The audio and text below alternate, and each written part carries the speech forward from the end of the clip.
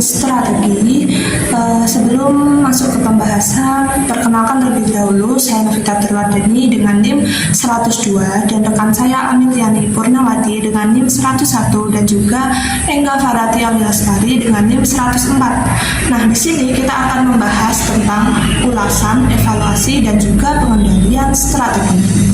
Slide yang kedua yaitu tentang definisi evaluasi strategi. Apa sih evaluasi strategi itu? Jadi evaluasi strategi itu adalah tahap proses manajemen di mana manajer puncak berusaha memastikan bahwa strategi yang mereka pilih terlaksana dengan tepat dan mencapai tujuan organisasi. Nah, strategi yang telah dilaksanakan perlu nih dievaluasi. Nah, evaluasi itu untuk mempelajari apakah strategi itu berhasil atau gagal.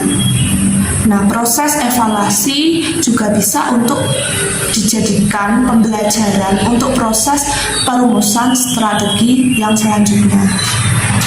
Kemudian slide yang ketiga yaitu tentang kriteria dalam evaluasi strategi. Nah, ini dibagi menjadi 4. Yang pertama, konsistensi. Sebuah perusahaan harus konsisten pada kebijakan dan juga strategi itu sendiri. Kemudian, kriteria yang kedua yaitu kecocokan. Kecocokan ini, faktor internal dan faktor eksternal perusahaan harus dicocokkan. Nah, sebuah perusahaan harus dapat merepresentasikan respon adaptif pada lingkungan eksternal serta perubahan yang terjadi. Kemudian kriteria yang ketiga, kemungkinan sebuah strategi jangan sampai membuat permasalahan baru yang sulit untuk diselesaikan. Nah, pada evaluasi strategi penting untuk mengetahui apakah organisasi mempunyai kemampuan, keterampilan, dan bakat yang diperlukan untuk strategi yang akan diberikan. Kemudian kriteria yang keempat, keuntungan. Nah, sebuah strategi harus dapat menyediakan pembuatan atau pengaturan dari keunggulan yang kompetitif. Selanjutnya adalah kerangka evaluasi. Nah, kerangka evaluasi ini juga dibagi lagi menjadi 4. Yang pertama adalah mereview basis perumusan strategi. Nah, untuk melakukan review atas basis perumusan strategi, kita harus menyiapkan metrik IFE atau evaluasi faktor internal dan juga metrik EFE yaitu evaluasi faktor eksternal yang telah direvisi berdasarkan kondisi saat ini. Nah, kemudian dibandingkan metrik EFE dan IFE yang telah direvisi dengan metrik yang sudah ada. Nah, dari situ kita bisa menjawab apakah terjadi perubahan yang signifikan atau tidak. Nah, jika iya, kita lakukan aktivitas koreksi. Jika tidak terjadi perubahan yang signifikan, maka kita lanjut ke proses berikutnya, yaitu mengukur kinerja organisasi.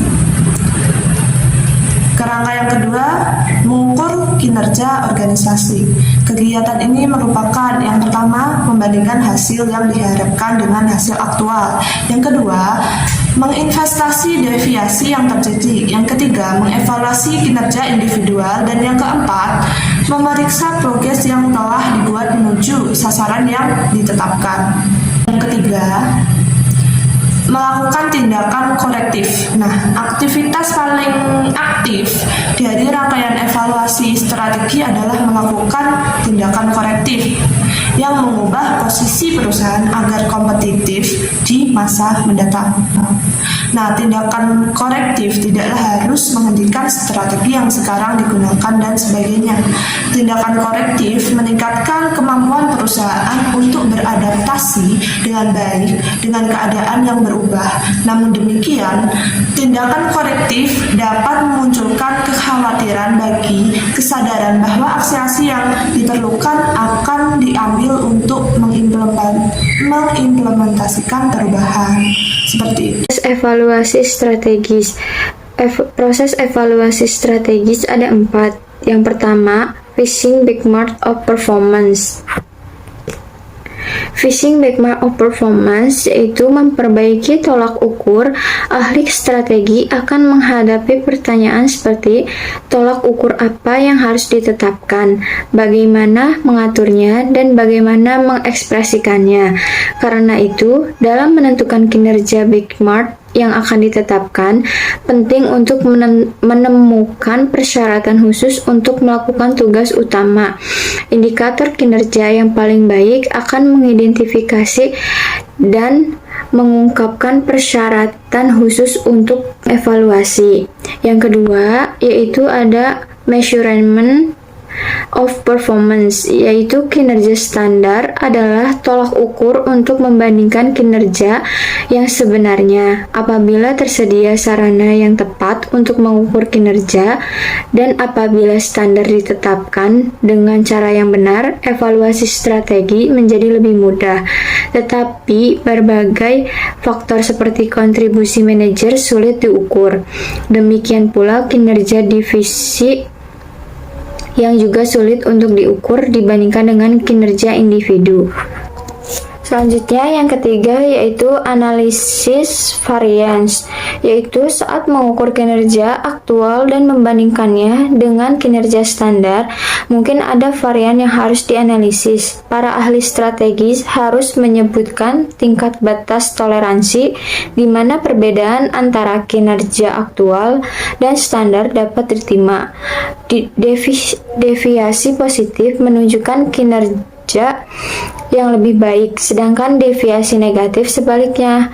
Ahli strategis harus menemukan penyebab penyimpangan dan harus mengambil tindakan korektif untuk mengatasinya. Yang keempat, yaitu ada taking corrective action.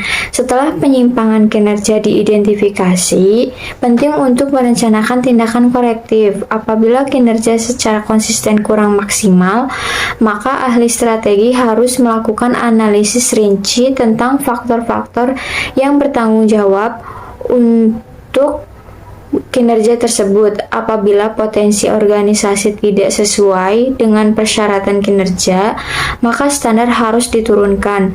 Tindakan korektif lainnya adalah dengan merumuskan kembali strategi yang mengharuskan kembali ke proses manajemen strategi, membingkai ulang rencana sesuai dengan tren alokasi sumber daya baru dan titik awal proses manajemen strategi. Selanjutnya, penjelasan dari slide 6 yaitu faktor-faktor dalam evaluasi strategi. Yang pertama yaitu ada kualitas, mutu, dan ketersediaan. Yang kedua yaitu ada dominasi, integrasi, dan keunikan. Yang ketiga yaitu ada posisi dan ketergantungan. Jika dilihat dari variabel lingkungan, faktor evaluasi strategi tidak hanya dipengaruhi oleh faktor-faktor ekonomi, tetapi juga dipengaruhi oleh faktor-faktor lain seperti politik, sosial, budaya, dan historis yang menimbulkan perbedaan dalam pengertian, cara pandang, dan definisi. Di slide yang ketujuh, yaitu ada sistem pengendalian manajemen.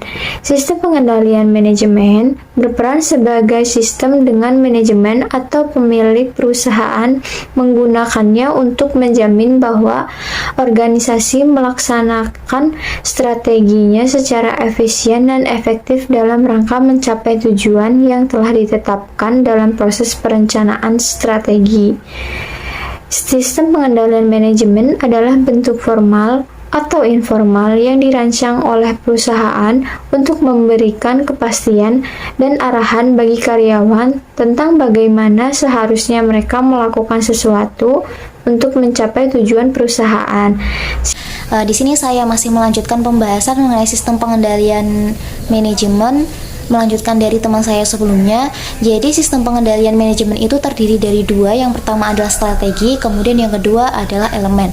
Nah, strategi sendiri adalah suatu cara atau mekanisme yang dilakukan oleh pihak manajemen untuk menciptakan, mengarahkan, atau bahkan kadang-kadang memaksa karyawan untuk melaksanakan hal yang sudah direncanakan sebelumnya. Nah, tujuannya adalah untuk memastikan bahwa perusahaan itu dapat berlangsung di masa depan atau bahkan dapat meningkatkan profitabilitas dari perusahaan tersebut.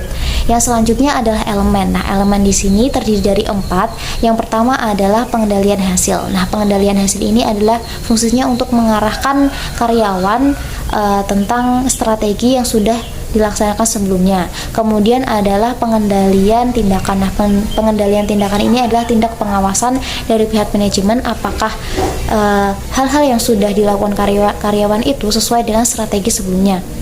Yang selanjutnya adalah pengendalian personel. Nah, pengendalian personel ini adalah pengawasan perorangan, bagaimana sih skillnya atau kemampuannya itu di bidang mana, kemudian pihak manajemen akan memplot-plotkan karyawan itu sesuai dengan bidangnya, seperti itu. Nah, kemudian yang selanjutnya adalah pengendalian budaya. Nah, pengendalian budaya ini adalah tindak pengawasan dari kelompok per kelompok setelah diplot-plotkan per karyawannya menurut skillnya, apakah di dalam kelompok itu mengalami peningkatan atau bahkan penurunan, seperti itu.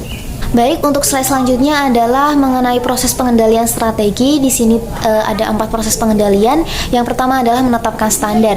Jadi yang dimaksud menetapkan standar sendiri merupakan manajemen membuat suatu acuan yang digunakan untuk proses pekerjaan karyawan. Begitu. Nah, yang selanjutnya adalah mengukur kinerja. Nah, mengukur kinerja di sini ialah tindakan pengawasan dari manajemen apakah karyawan itu sudah melakukan pekerjaan sesuai standar atau belum. Jika belum, nanti akan dilakukan tindakan-tindakan kolektif agar karyawan itu melakukan pekerjaan sesuai dengan strategi yang telah dilakukan sebelumnya. Seperti itu. Kemudian yang ketiga adalah membandingkan kinerja dengan standar. Jadi setelah karyawan melakukan pekerjaan sesuai dengan standar, di situ manajemen akan membandingkan apakah dalam pekerjaan itu mengalami peningkatan atau penurunan. Nah, yang keempat adalah menentukan kebutuhan akan tindakan korektif. Jadi di situ merupakan analisis sendiri dari pihak manajemen mana yang harus dikurangi atau ditambahkan atau bahkan menambah suatu kebijakan yang dapat menunjang pemberlakuan profitabilitas dari perusahaan itu sendiri. Baik, mungkin itu yang dapat saya sampaikan. Saya mewakili teman-teman saya pamit undur diri. Terima kasih atas partisipasinya. Wal muwaffiq ila aqwamit thoriq. Wassalamualaikum warahmatullahi wabarakatuh.